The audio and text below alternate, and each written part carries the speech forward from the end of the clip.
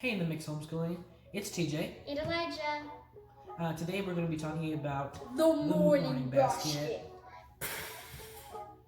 So, if you like the video, like, subscribe, share, and don't forget to click that notification bell. What's in your morning basket?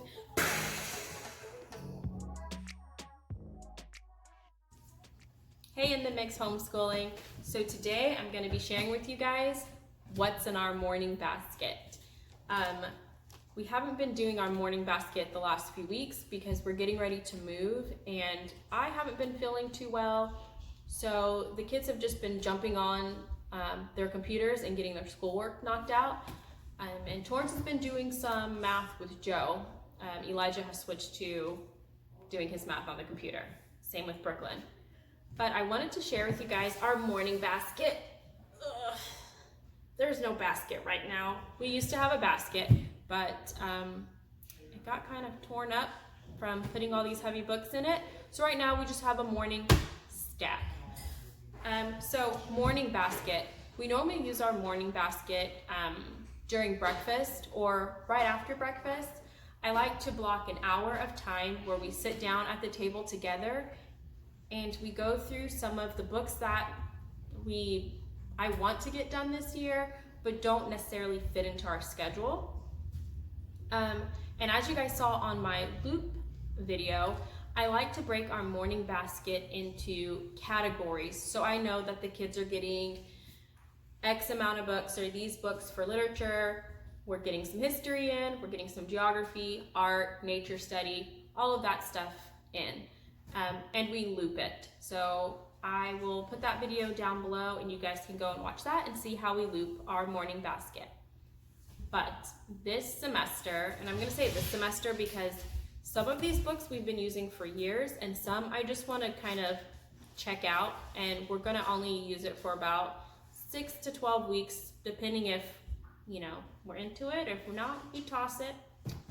But this semester we are doing one of my favorite books. I have been looking at these nature anatomy books, and they have like cooking anatomy, and what's the other one? There's another one, I can't think of the name. For years I've been wanting to get them. This one is nature anatomy, and it has just really beautiful art in it and just some small facts, little snippets of information for the kids regarding nature. So we started out using this for Brooklyn for her science. I felt like she needed a bit more, so we moved it to our morning basket, and I love it. Right now the kids are doing a lot of earth science this year with Easy Peasy. So if they have some questions or need to gather some information, this is one of the books that I kind of slide to them to use. But in the morning, I like to open this one up and just kind of flip to a page and butterflies and kind of read about the topic presented to us, which I just currently flipped to butterflies, and you can see it's just beautiful art with little facts. And while I'm reading this, the kids can draw butterflies, they can copy down some of the facts, they can create their own butterfly.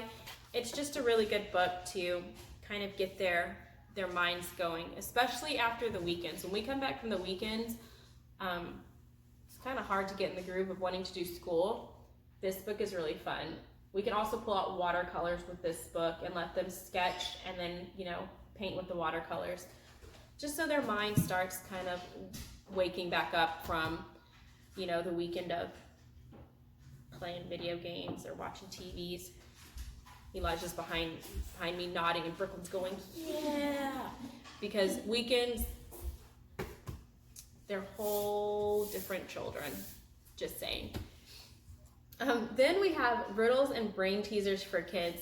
We actually picked this out of the homeschool book bucket that's being passed around, and I thought that this would be a great book for us to use for in the morning and after school. It's fun. The kids have a great time just kind of trying to figure out some of these riddles, and if I read one, most likely they're like, can we do another one?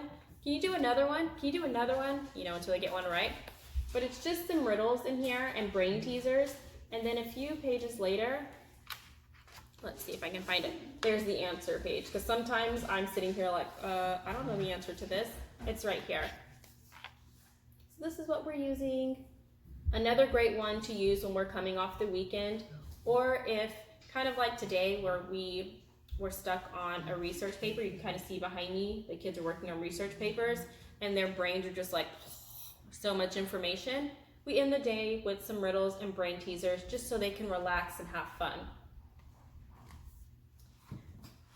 And then most mornings we do Bible. Bible is like number one. We get Bible done. You know, we like to start our day off with God and fellowshipping with one another. The kids are getting older. They have a lot of questions. And I always tell them, you know, like, after asking mom and dad, if you didn't get the answer that you wanted, the next step is to go to the Bible. But we like to start our day with Bible because it's great to start your day with God. You know, He is the one who directs our lives and guides us. So we have a lot of Bible books. Right now we're doing the 10-minute Bible journey, and let's see, we have quite a few. Let me move my stack.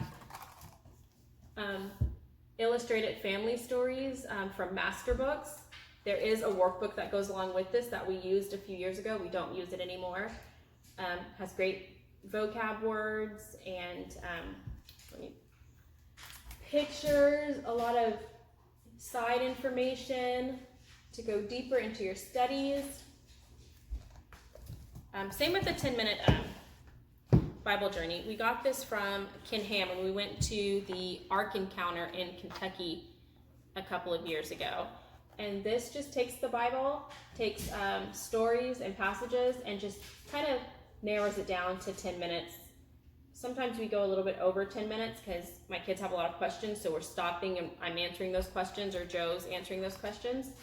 But again, amazing artwork, memory verses, and just little wrap it up notes to make sure that everybody understands what we read. And then we're also using Who is God? It's from Apologia. We love their science books. We love their worldview, which this is what this is.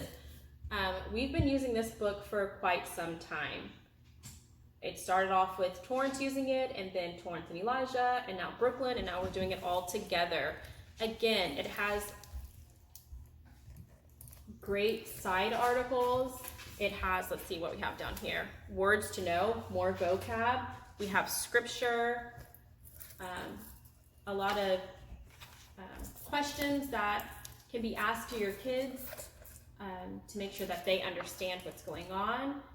And then a prayer. We love using this one. Again, there is a workbook that goes with this. We don't use it. We used to, we don't need more. These are our current Bible books that we are looping through. And I like to sometimes we spend the entire hour that I have blocked on Bible. And for me, that's okay. But if not, we spend about 10, 15 minutes, and while I'm reading, the kids are either, you know, finishing up their drawing or painting from our nature book while I'm reading, or they are copying down some vocabulary from one of these books, copying down scripture work, drawing a picture, or they're just listening, because sometimes I might have classical music playing in the background or instrumental worship music while we're doing our morning basket. So like I say, as long as the kids are actively listening, they can kind of do whatever they want at the table, as long as they're not like talking to one another and ignoring me. Then we move on to our geography.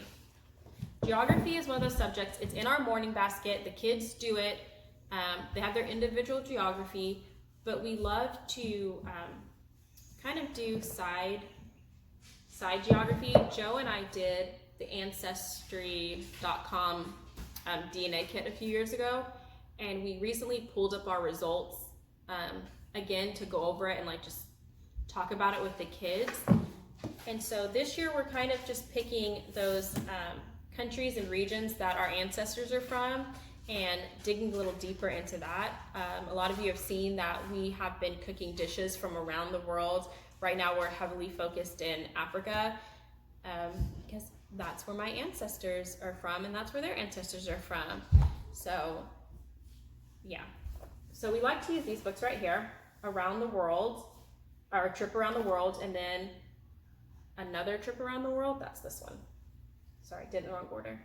Again, we have used these for years. If you see, they're all like scratched up, pages are bent, kind of torn. I have had this for, I'm gonna say about 4 years now, and we go back and forth. Sometimes we'll use it for a month or so, and then we'll put it away, and then we'll come back to it. But it has a lot of great activities for the countries that you're studying. It has facts, it has, there's Germany. So it gives you like an overview of the country, the flag, the people. Then it gives you like fun facts, or they call fascinating facts. Oh. Sorry, dog is barking. Then we have language activities where you can also learn some of the language, and the kids love that. And our favorite is recipes. We love cooking. So this book just kind of gives you, here's the map right here to print and make a copy of. We just love using this book because it's just full of activities. Next, another one that we have been using for a long time is Window on the World. We love our missionaries that are overseas, and even those who are here stateside. But we love to kind of see the places that they're going that we may not be able to see right now. Maybe in the future, maybe if God calls us. But different people, groups, and the missionaries that are over there spreading the gospel. We love this book. And again, Fiji, for instance, if we're learning about Fiji, if we can't find it in our A Trip Around the World book, then I'll have the kids just look up some articles online, or maybe we'll go to the library and find some books that go along with the country that we're studying or the people, or we'll watch some videos on YouTube about the country. But we love this book. Sometimes it gets a bit heavy because they don't sugarcoat it. They tell you what's going on in the world and the needs of those people, and also it tells you their religion and what they believe in, which we are very big on making citizens of this world. For us, that means educating our kids on different people groups, about their beliefs, just about their culture, so that we can better understand them. And so that when the time comes, if God calls us to go to one of these countries, we don't go in there like, ooh, you believe in what? Well, we believe in this. No, we are very accepting of people and their beliefs, and we love them regardless. So this book, it's gonna be in our morning basket, I know, for years to come, until it's all old and raggedy, but we just love it. Then we move on to history. We're doing a lot of history this year. I know I mentioned that in previous videos. Again, another book that has been in our basket for years is 50 Famous Stories Retold. Our kids love history. Elijah loves history and geography. So we've just used this book. It gives short little stories about Roman history, Greece, the Vikings. I think that's kind of a kick that I'm on right now, is learning about the Vikings. But they're just short little stories. And again, while I'm reading this, we're either listening to classical music, or the kids can read this book. They're short little stories. So sometimes I'll pass this book around and they will read, or I will have them, I know in the past they have reenacted some of these stories. I give them a few days or sometimes a few minutes to go into the other room and come up with a short little play, and they will come and they will reenact the story. I can't think of the one that they did a few years ago. I think it was Damocles, or I don't remember. I'll find that picture somewhere and add it in here if I can. Our history this year comes from Woke History, and they are doing Oh Freedom and A Whole New World, which are both from the same Woke History. But this is U.S. history, and A Whole New World is world history. So right now we haven't started this one quite yet because some of the books have changed and we are in search of some of those books. But when we do start this one,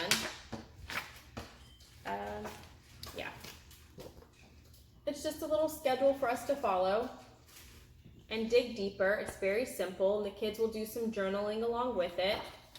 I think we're gonna start this one after Christmas. I'm not sure. It depends on if I find all the books in time. But again, it doesn't take that long to do, and I really want to use this year, so it's in our morning basket.